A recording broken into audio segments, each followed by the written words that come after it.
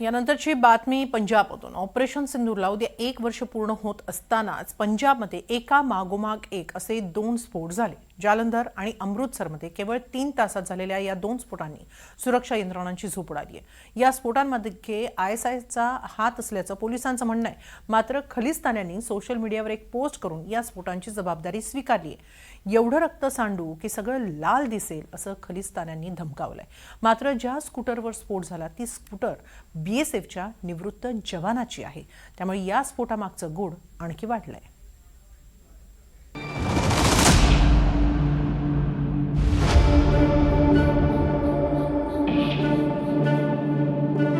एका पाठोपाठ एक 2 स्फोटांनी पंजाब हादरलं।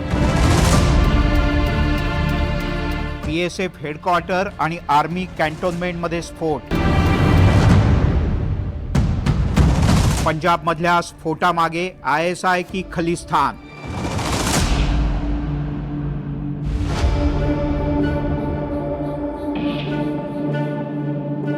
जालंधरमधल्या बीएसएफच्या हेडक्वार्टर समोरचा हा स्फोट।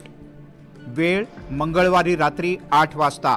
जालंधरमधल्या बीएसएफ पंजाब फ्रंटियर मुख्यालयाबाहेरच्या रस्त्यावर एका डिलिव्हरी बॉयच्या स्कूटीमध्ये भीषण स्फोट झाला। हा स्फोट इतका जबरदस्त होता की 1 किलोमीटरपर्यंत या स्फोटानं सगळेच जण हादरले। या स्फोटात बीएसएफचा एक जवान जखमी झालाय।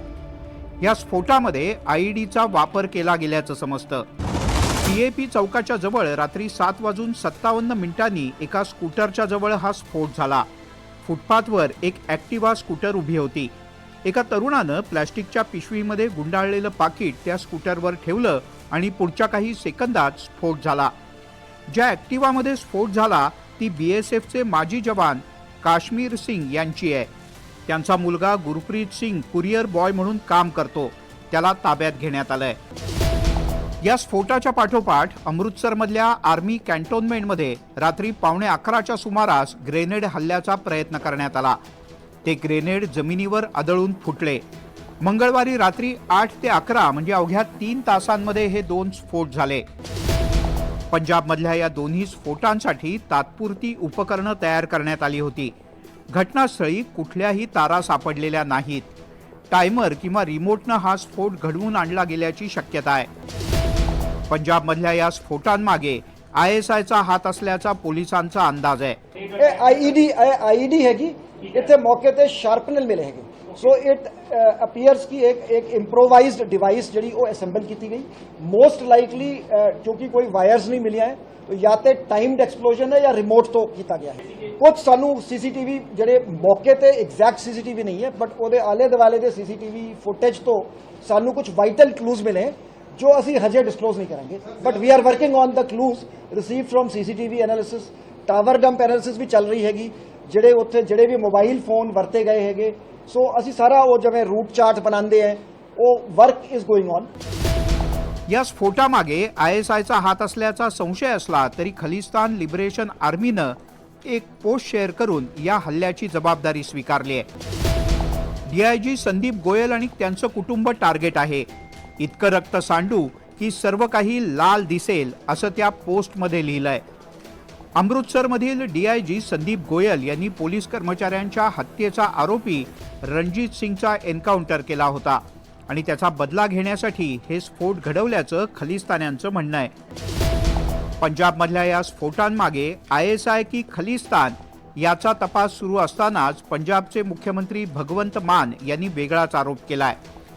हा स्फोट म्हणजे भाजपनं केलेली निवडणुकीची तयारी आहे असा मान यांचा आरोप आहे। भाजपा ਜਿਹੜੀ ਹੈ बीजेपी फिरकू पार्टी है। बंगाल ਦੀ ਚੋਣ ਜਿਹੜੀ ਹੈ ਖਤਮ ਹੋ ਗਈ। ਉਹਨਾਂ ਨੇ ਆਪ ਹੀ ਕਿਹਾ ਹੁਣ ਪੰਜਾਬ ਦੀ ਵਾਰੀ ਹੈ। ਇਹਦਾ ਮਤਲਬ ਇਹ ਜਿਹੜੇ ਬੰਬ ਧਮਾਕੇ ਹੋਏ ਨੇ ਛੋਟੇ ਮੋਟੇ ਬਲਾਸਟ ਹੋਏ ਨੇ ਜੋ ਵੀ ਉਹ ਜਾਂਚ ਜਾਰੀ ਹੈ। ਇਹ बीजेपी ਦੀ ਪੰਜਾਬ ਦੀਆਂ ਇਲੈਕਸ਼ਨਾਂ ਦੀ ਤਿਆਰੀ ਹੈ। ਉਹ ਇਦਾਂ ਹੀ ਹਿੰਸਾ ਫੈਲਾ ਕੇ लोकां नूं डरा के धमका के वोटां लेंदे हैं। पंजाबच्या मुख्यमंत्र्यांनी मानसिक समतोल गमावलाय असा पलटवार भाजपनं केलाय। पंजाब के मुख्यमंत्री का दिमागी संतुलन वो खो बैठे हैं। वो चेक कराना चाहिए। पहले तो सारा पंजाब सारी ऑपोजिशन कह रही है, पर जिस तरह के ये बयान दे रहे हैं भी भारतीय जनता पार्टी ये पंजाब में ब्लास्ट के पीछे भारतीय जनता पार्टी करवा रही है। अरे भाई, आप पंजाब के मुख्यमंत्री भी हो और होम मिनिस्टर भी हो, आप सारा सच लोगों के सामने क्यों नहीं लाते? अगर आपके पास कोई सबूत है तो आप वो सच लोगों के सामने लाएं ना। पंजाबमधल्या या दोन्ही स्फोटांमध्ये जीवितहानी झालेली नाही. एक जवान जखमी झाला. स्फोटांप्रकरणी बीएसएफच्या जवानाच्या मुलालाच ताब्यात घेण्यात आल्यानं या स्फोटाचं गूढ वाढलंय. आता या स्फोटामागे नेमका ISIचा की खलिस्तान्यांचा का आणखीन कुणाचा हात आहे याचा तपास NIA करतंय. Bureau report, NDTV Marathi, Mumbai.